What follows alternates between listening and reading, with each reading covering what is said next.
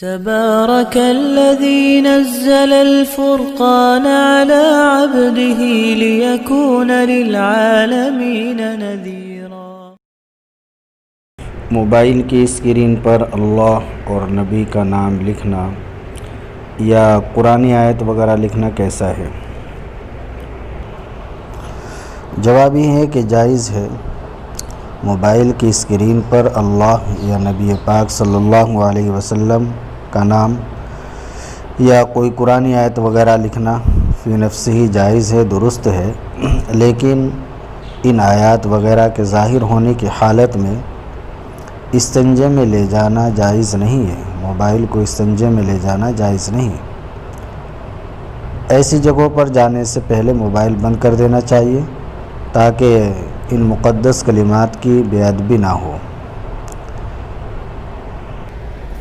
تو موبائل کی اسکرین پر اللہ کا نام لکھ سکتے ہیں، رسول اللہ صلی اللہ علیہ وسلم کا نام لکھ سکتے ہیں، آیت قرآنی لکھ سکتے ہیں، لیکن شرط یہ ہے کہ ان کی بے ادبی نہ ہو، یعنی جب وہ کھلے ہوئے ہوں، ظاہر ہو رہے ہوں تو ان کو لے کر استنجے میں نہ جائے، استنجے میں جانے سے پہلے ان کو بند کر لیا جائے۔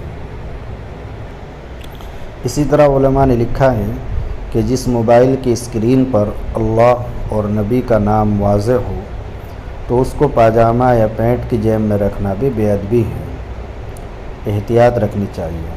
اگر اللہ اور رسول کا نام لکھ رکھا ہے تو پھر اس کو پینٹ یا پاجامے کی جیب میں نہ رکھے، یہ بے ادبی ہے، بلکہ اس کو سامنے کی جیب میں رکھے، قمیص کی جیب میں رکھے۔ اور اگر سامنے کی جیب میں، قمیص کی جیب میں نہیں رکھ سکتے تو پھر اللہ اور رسول کا نام سامنے اسکرین پر نہ لکھے، احتیاط ضروری ہے۔